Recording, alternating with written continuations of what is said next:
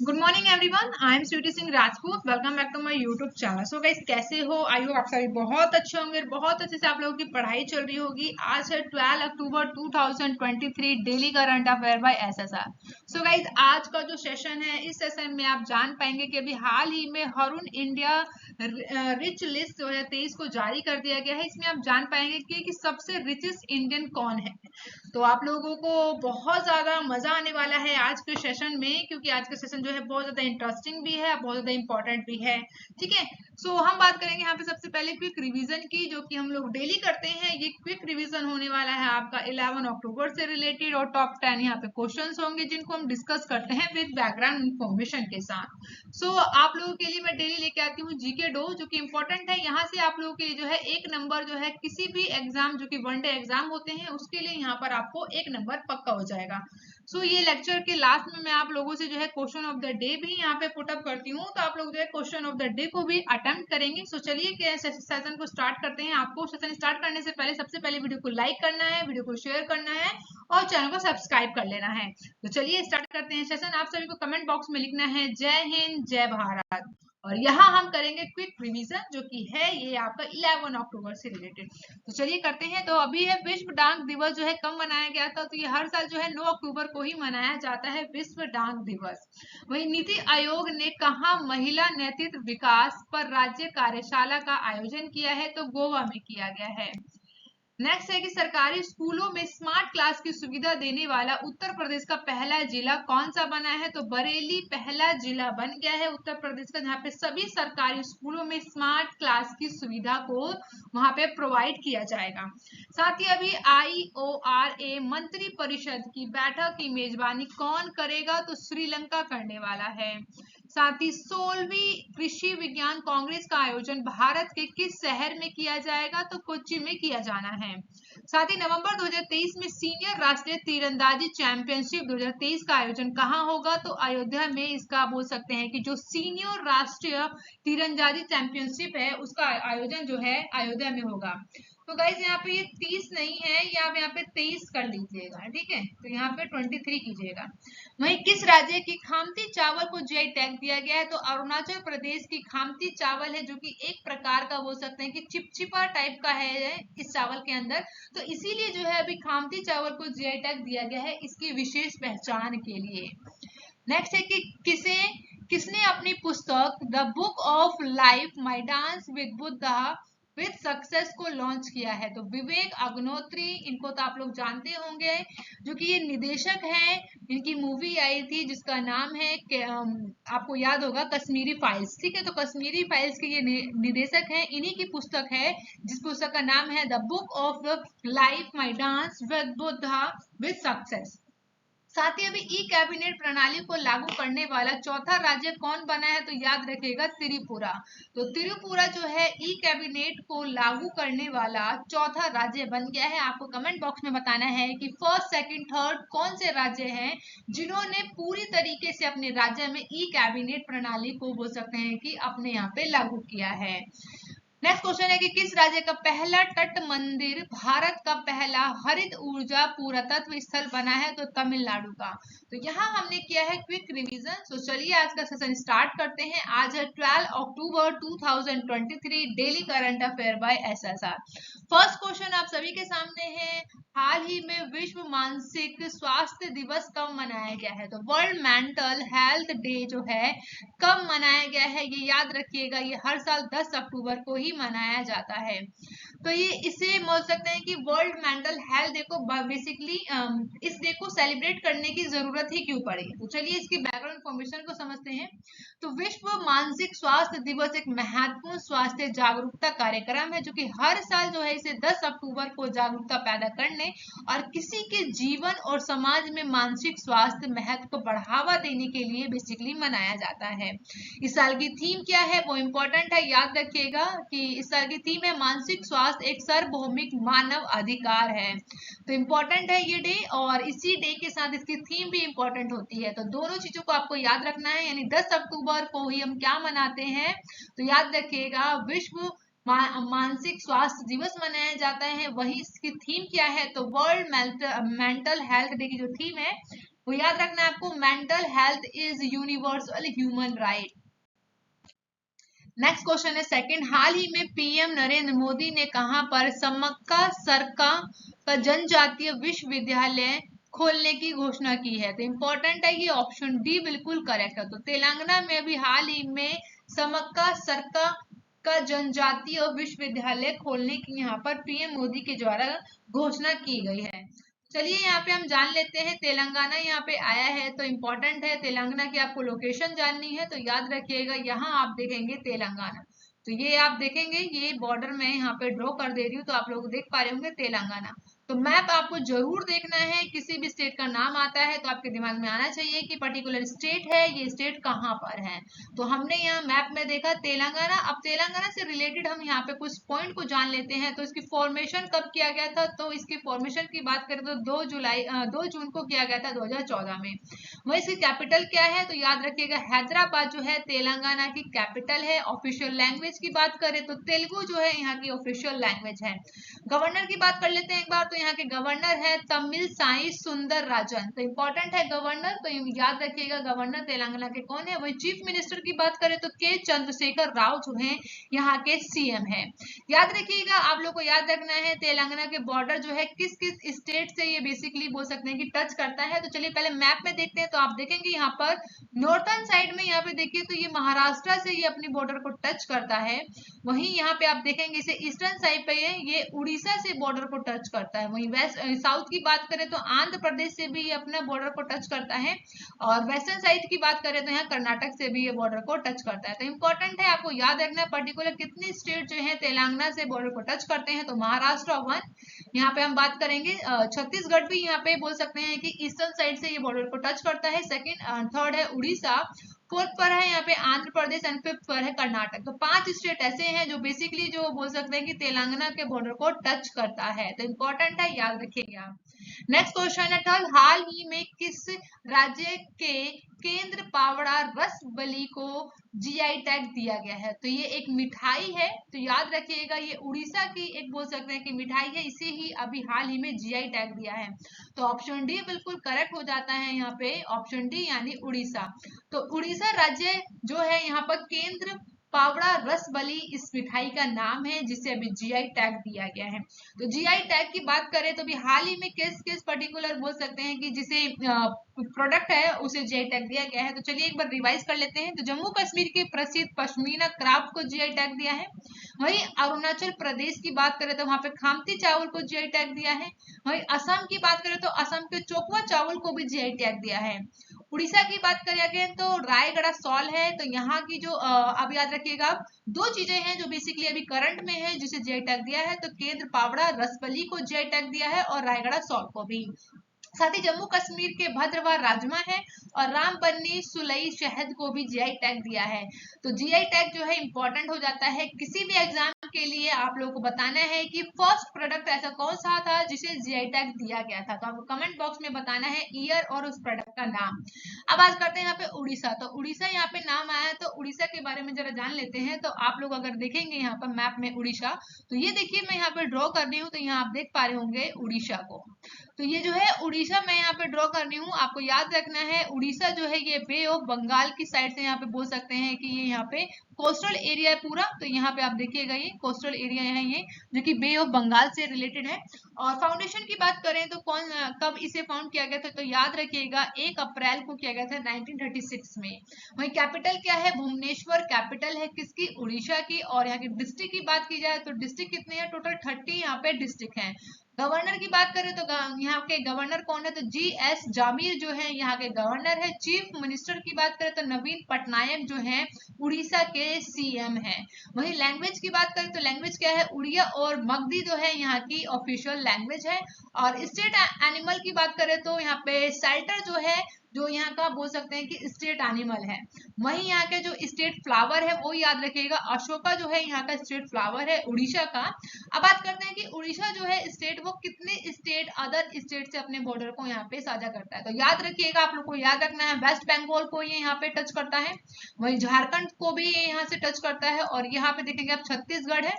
और तेलंगाना से भी यहाँ पे ये बोल सकते हैं कि ये बॉर्डर को टच करता है, साथ ही ये आंध्र प्रदेश से भी बॉर्डर को टच करता है। तो इंपॉर्टेंट है ये, आपको याद रखना है, इस पॉइंट में आप लोगों को मैंने यहाँ पे नोट डाउन कर दिया है।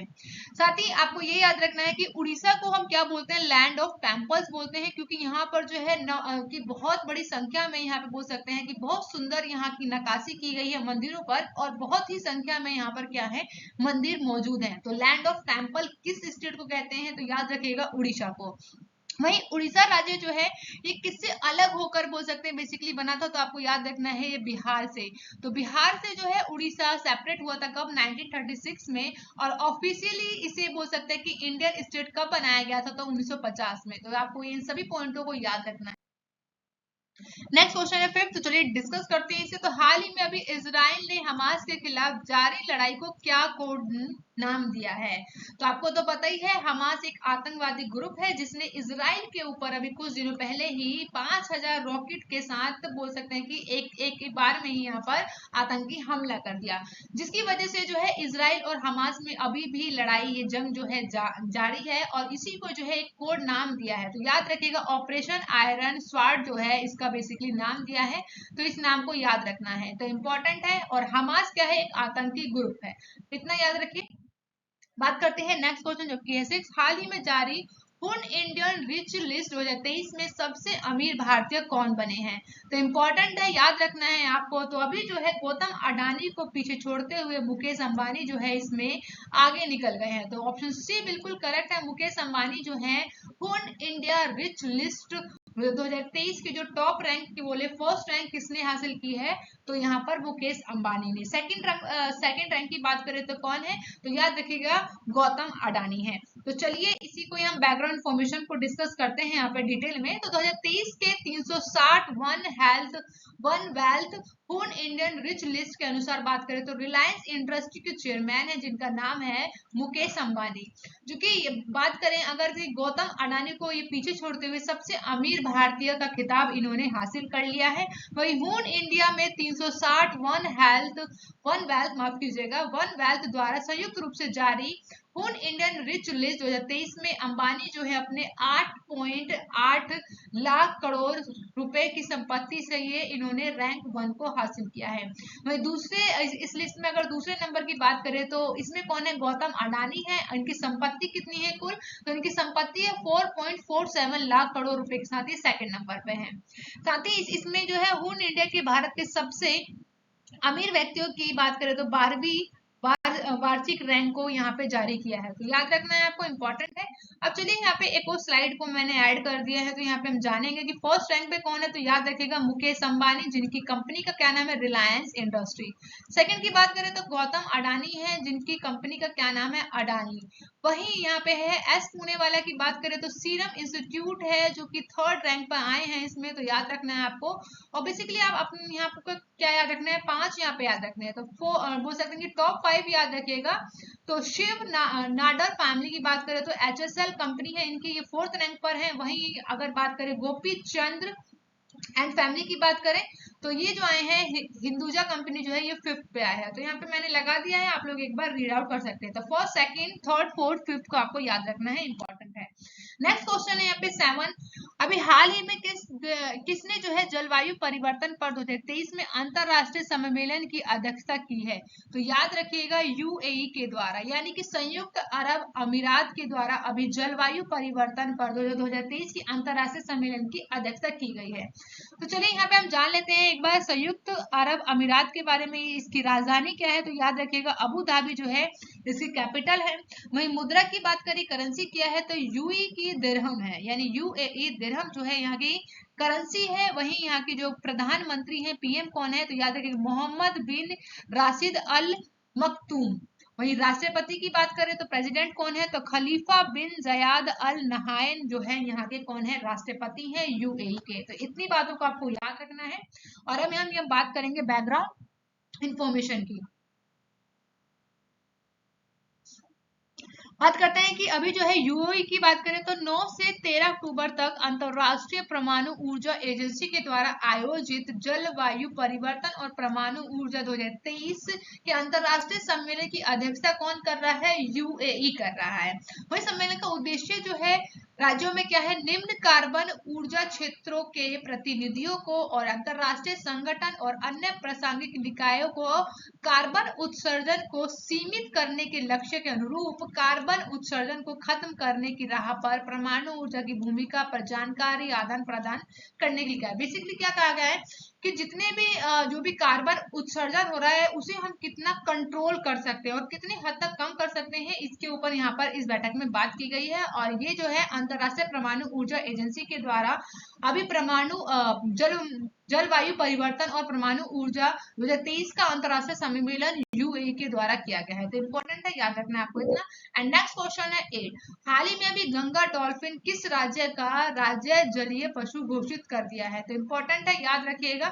तो गंगा डॉल्फिन जो है उत्तर प्रदेश की स्टेट बोल सकते हैं कि अभी राज्य जलीय पशु बन गई है। तो आपको डी ऑप्शन याद रखना है, यानी कि उत्तर प्रदेश। तो गंगा डॉल्फिन जो है कहाँ की जलवायु पशु बनी है? तो जलीय पशु बनी है, याद रखिएगा उत्तर प्रदेश। तो बात करते हैं यहाँ पे हम लोग बैकग्राउंड इन्फॉर्मेशन की। तो गंगा डॉल्फिन जो है उत्तर प्रदेश में गंगा नदी में पाई जाने वाली है एक, बोल सकते हैं कि डॉल्फिन है, इसलिए इसे क्या बोलते हैं, गंगा डॉल्फिन इसका नाम दिया है। वहीं हाल ही में उत्तर प्रदेश के मुख्यमंत्री ने गंगा डॉल्फिन को राज्य जलीय जीव को घोषित कर दिया है। उधर उत्तर प्रदेश में गंगा डॉल्फिन के अनुमानित आबादी की बात करें तो लगभग 2000 मानी गई है। वहीं बात करें कि डॉल्फिन गंगा जो है कहाँ मिलती है, तो डॉल्फिन गंगा में मिलती है, यमुना, चंबल, घाघरा और राप्ती और गेरुआ जैसी नदियों में पाई जाती है डॉल्फिन। उत्तर प्रदेश में हापुड़ जिले की बात करें तो डॉल्फिन के संरक्षण के लिए यह मेरी गंगा मेरी डॉल्फिन अभियान को भी चलाया गया। साथ ही डॉल्फिन को भारत सरकार द्वारा 2009 में राष्ट्रीय जलीय पशु के रूप में भी मान्यता दी गई। तो याद रखना है आप लोगों को, जो डॉल्फिन है वो क्या है, नेशनल एक्वेट एनिमल भी है और ये उत्तर प्रदेश की भी बन गई है। साथ ही गंगा डॉल्फिन को भारतीय वन्यजीव संरक्षण अधिनियम के तहत बात करें 1972 के पहली अनुसूची में भी शामिल किया है। तो यहाँ पे हमने सभी पॉइंटों को डिस्कस किया है, वेरी इंपॉर्टेंट है, आपको याद रखना है। नेक्स्ट क्वेश्चन है 9, हाल ही में भी किस देश के राष्ट्रपति को JNU द्वारा मानद डायरेक्टर की उपाधि को दिया गया है? तो इंपॉर्टेंट है, याद रखिएगा। तो आपको याद रखना है तंजानिया, ऑप्शन सी बिल्कुल करेक्ट है। तो आप जो इमेज में आप देख रहे हैं इन्हीं को अभी जो है JNU के द्वारा मानद डॉक्टरेट की उपाधि दी गई है। तो चलिए बैकग्राउंड इन्फॉर्मेशन को समझते हैं। तो जवाहरलाल नेहरू विश्वविद्यालय, जिसे आप शॉर्ट फॉर्म में JNU कहते हैं, तंजानिया के राष्ट्रपति हैं, इनका नाम है सामिया सुलूहु हसन को जो है अभी डायरेक्टर की मानद उपाधि से नवाजा गया है। इसी के साथ जो है JNU द्वारा डायरेक्टर की मानद उपाधि से सम्मानित की जाने वाली पहली महिला भी बन गई है। तो इंपॉर्टेंट है, याद रखना है आपको, राष्ट्रपति कौन है तंजानिया की, तो सामिया सुलूहु हसन। नेक्स्ट क्वेश्चन है 10, हाल ही में अभी BHEL यानी व्हील के निदेशक के रूप में किसे नियुक्त किया गया है? तो डायरेक्टर ऑफ व्हील कौन बनी है, इनका नाम है, आपको याद रखना है, बानी वर्मा। ऑप्शन डी बिल्कुल करेक्ट है। जिनकी इमेज आप लोग देख रहे हैं यहाँ पे, इन्हीं का नाम है बानी। तो बात करते हैं एक बार बैकग्राउंड इन्फॉर्मेशन की। तो भारत की हैवी इलेक्ट्रॉनिक्स लिमिटेड BHEL की बोर्ड के निदेशक के रूप में किसे चुना गया है? बानी वर्मा को। तो इंपॉर्टेंट है, याद रखेंगे। कार्यभार के रूप में बात करें तो ये इंजीनियरिंग और विनिर्माण उद्यम के निदेशक के रूप में चुनी गई है। तो चलिए अब आपकी बारी है जीके डोज की, तो स्टार्ट करते हैं जीके डोज। तो अभी जो है आप लोगों के साथ मैं डिस्कस करूंगी 10 ऐसे क्वेश्चन जो कि वन डे एग्जाम के लिए इंपॉर्टेंट है। यहाँ से आप लोगों का जो है 1 नंबर यहाँ से पक्का होता है। तो चलिए स्टार्ट करते हैं। तो शांत घाटी किस राज्य में स्थित है? तो याद रखिएगा केरल में। WTO का मुख्यालय कहाँ है, यानी वर्ल्ड ट्रेड ऑर्गेनाइजेशन का हेडक्वार्टर कहाँ है? तो याद रखिएगा जेनीवा। आपको जल्दी से कमेंट बॉक्स में बताना है WTO का, बोल सकते हैं कि स्थापित इसे कब किया गया था, यानी स्टैब्लिश इसे कब किया था। जल्दी से कमेंट बॉक्स में बताइए मुझे आप लोग। नेक्स्ट क्वेश्चन को डिस्कस कर लेते हैं। तो गुरु गोविंद सिंह द्वारा खालसा पंथ की स्थापना किस वर्ष की गई थी? तो 1699 में गुरु गोविंद सिंह के द्वारा खालसा पंथ की स्थापना की गई थी। वहीं 12 अप्रैल को 1944 को सुभाष चंद्र बोस ने एक नगर में भारतीय राष्ट्रीय सेना का झंडा फहराया था। वह नगर इस समय किस राज्य और केंद्र शासित प्रदेश में है? तो याद रखिएगा मणिपुर में। तो मणिपुर में सुभाष चंद्र बोस जी के द्वारा 12 अप्रैल को 1944 में अभी भारतीय राष्ट्रीय सेना के बोल सकते हैं, इनके द्वारा जो है झंडा फहराया गया था मणिपुर में। वहीं नेक्स्ट क्वेश्चन है मधुमक्खियों के प्रजनन का प्रबंध को क्या कहते हैं? तो याद रखिएगा एपीकल्चर कहा जाता है। साथ ही कथकली जो है वो राष्ट्रीय नृत्य है, किस राज्य से शुरू हुआ है? तो याद रखिएगा केरल राज्य से संबंधित है या फिर शुरू हुआ है। नेक्स्ट क्वेश्चन है साहित्य में नोबेल पुरस्कार पाने वाले प्रथम भारतीय कौन है? तो याद रखना है आपको रविंद्रनाथ टैगोर जो है साहित्य में नोबेल पुरस्कार पाने वाले प्रथम भारतीय थे। वहीं गुरुत्वाकर्षण के सार्वभौमिक नियम का प्रतिपादन किसने किया है? तो न्यूटन के द्वारा गुरुत्वाकर्षण के सार्वभौमिक नियम का प्रतिपादन किया गया। उस स्थल का नाम बताइए जहां से प्राचीनतम स्थायी जीवन के प्रमाण मिलते हैं। तो याद रखिएगा मेहरगढ़। तो यहाँ पे आपको याद रखना है मेहरगढ़ जो है, और यहाँ पे बिल्कुल करेक्ट है। साथ ही भारत का सबसे बड़ा रबड़ उत्पाद राज्य कौन है? तो केरल है। तो यहाँ हमने डिस्कस किया है 10 क्वेश्चन जो कि जीके डोज है, ये हर किसी एग्जाम में आए हुए क्वेश्चन है जो मैं आप लोगों के साथ डिस्कस कर रही हूँ, तो आपको ये एक बार याद करना है। अब बात करते हैं क्वेश्चन ऑफ द डे। तो क्वेश्चन ऑफ द डे आज का क्या है कि हाल ही में किस राज्य का पहला तट मंदिर जो भारत का पहला हरित ऊर्जा पुरातत्व स्थल बना है? ऑप्शन आप सभी के सामने है, जल्दी से कमेंट बॉक्स में मुझे आंसर बताइएगा। नेक्स्ट क्वेश्चन है हाल ही में 2023 में अर्थशास्त्र के नोबेल पुरस्कार के लिए किसे चुना है? तो ये मैंने लास्ट वीडियो में आप लोगों से क्वेश्चन पूछा था, उसका आंसर याद रखेंगे। आपको याद रखना है प्रोफेसर क्लाउडे गोल्डन। तो ऑप्शन डी बिल्कुल करेक्ट है। And thank you for watching guys, मिलते हैं नेक्स्ट वीडियो में। आप अपना बहुत ज्यादा ध्यान रखिए प्लीज गाइस, आप मेरे वीडियो को लाइक एंड शेयर कीजिए और ज्यादा से ज्यादा आप लोगों को शेयर करना है। अगर आप मेरे चैनल पर न्यू है तो सब्सक्राइब जरूर कर लीजिएगा चैनल को। And thank you guys, bye bye, मिलते हैं नेक्स्ट वीडियो में।